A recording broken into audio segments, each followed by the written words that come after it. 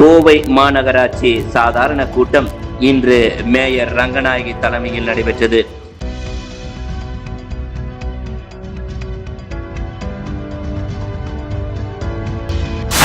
இந்த கூட்டத்திற்கு வந்த கோவை மாநகராட்சி திமுக கவுன்சிலர்கள் முதல்வர் விஜய் படத்துடன் முன்னாள் முதல்வர் ஸ்டாலின் புகைப்படம் வைக்கப்பட வேண்டும் என வலியுறுத்தினர்.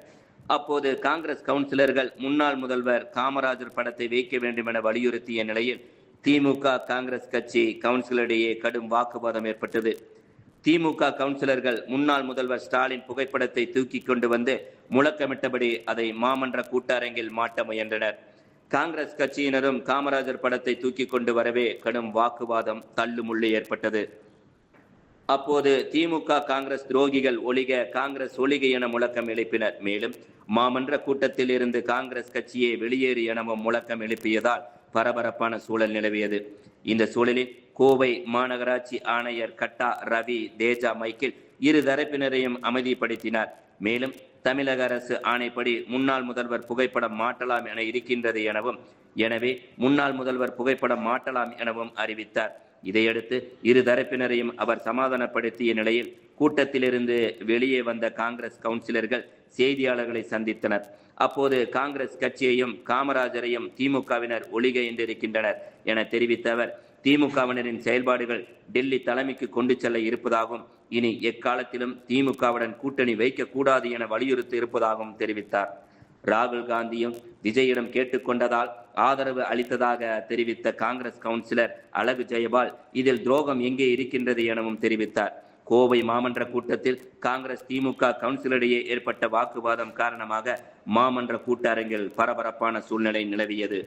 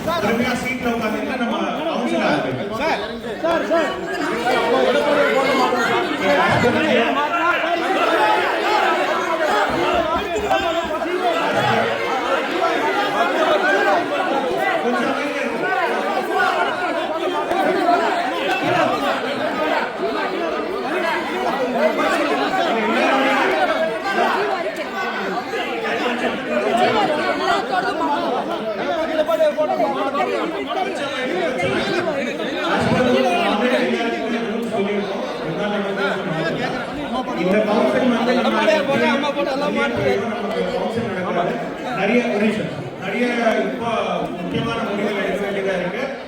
எல்லாருமே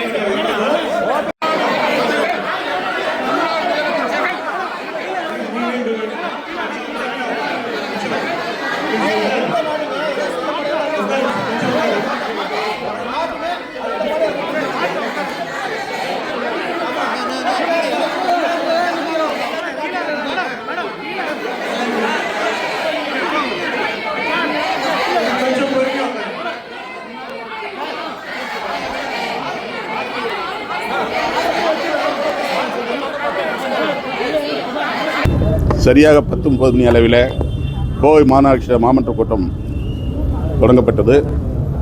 தொடங்கிய உடனேயே திமுக நண்பர்கள் காங்கிரஸ் ஒழிக காமராஜர் ஒழிக என்ற கோஷத்தை முன்வைத்தார்கள்.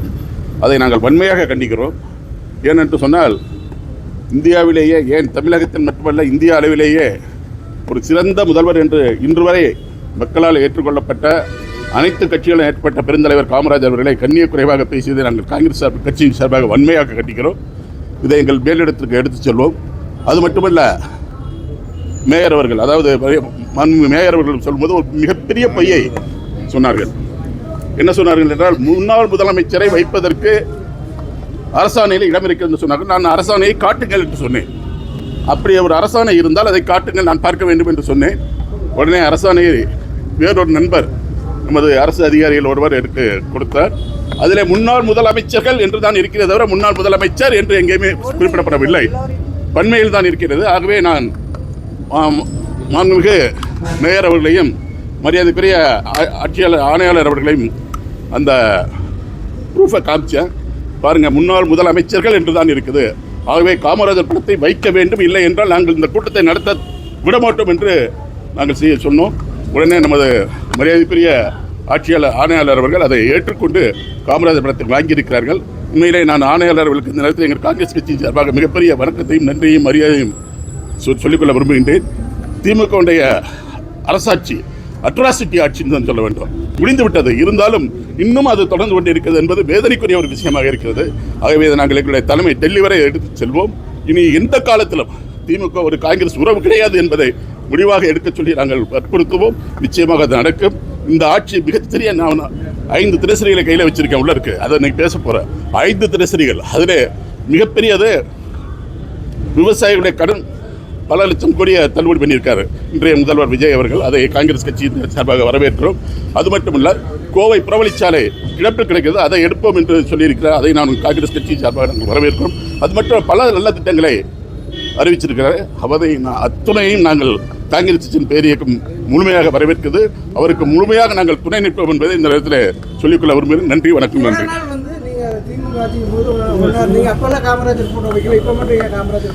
அன்னைக்கு அன்னைய முதல்வர் மட்டும்தான் இருந்தாங்க. இப்போ இன்னொரு முதல்வரை வைக்கும்போது நாங்கள் எங்களுடைய முன்னாள் முதல்வரை வைக்க சொல்லி சொல்கிறோம். முதல்ல ஒரே ஒரு முதல்வர் மட்டும் தான் இருந்துச்சு. ஒரு நிமிஷம் அவர் கேட்கறதுக்கு மட்டும் பதில் சொல்லிடலாம். நீங்கள் சொல்கிறது ஐ அக்செப்ட் 100%, 200% ஐ அக்செப்ட். முன்னாள் முதல்வர் மு.க. ஸ்டாலின், முத்துவேல் கருணாநிதி ஸ்டாலின் படமும் முன்னாள் முதல்வர் அவருடைய தந்தையார் முனை கலைஞருடைய படமும் மட்டும்தான் இருந்துச்சு. அதை நாங்கள் அக்செப்ட் பண்ணிட்டோம். கூட்டணி தர்மத்துக்காக நாங்கள் அக்செப்ட் பண்ணணும். அதுவே தவறு தான். இருந்தாலும் இன்று முதல்வருடைய படம் வைப்பதை நாங்கள் வரவேற்கிறோம். யாருடைய படம்? விஜயுடைய படம் வைப்பதை நாங்கள் முழுமையாக ஆதரிக்கிறோம். அது சட்டத்துக்கு உட்பட்டது, அதை நாங்கள் எதிர்க்கவில்லை. ஆனால் அதே நேரத்தில் மு.க. ஸ்டாலின் படத்தை வைப்பதை நாங்கள் ஏற்றுக்கொள்ளவில்லை. அப்படி வைப்பதாக இருந்தால் படத்தை வைக்க வேண்டும் என்று நாங்கள் கோரிக்கை வைத்தோம். என்ன அநீதி இருக்கு? இவ்வளவு நாள் ஒற்றுமையா பயணிச்சீங்க காங்கிரஸ் திமுக, இப்போ ஒரு மாசம் தான் ஆயிருக்கு கூட்டணி ஆட்சி அமைச்சு. சார், ஒரு உண்மையை சொல்றேன், நான் உள்ளதை சொல்றேன், அதை சொல்ல மாட்டேன். ஒரு உண்மையை சொல்றேன். அவங்க துரோகம் சொல்றாங்க, நாங்க துரோகம் இல்லை.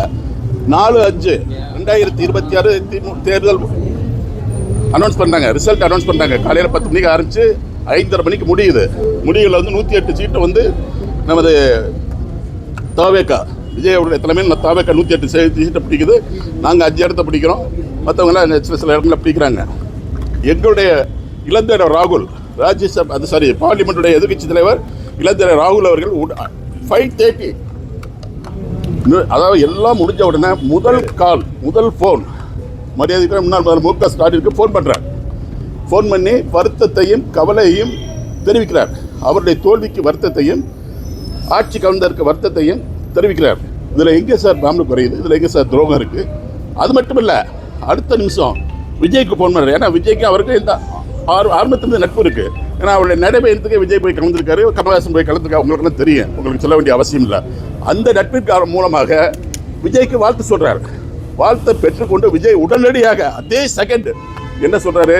அண்ணா, உங்களுடைய ஆதரவு எங்களுக்கு தேவைப்படும் அப்படின்னு சொல்கிறாரு.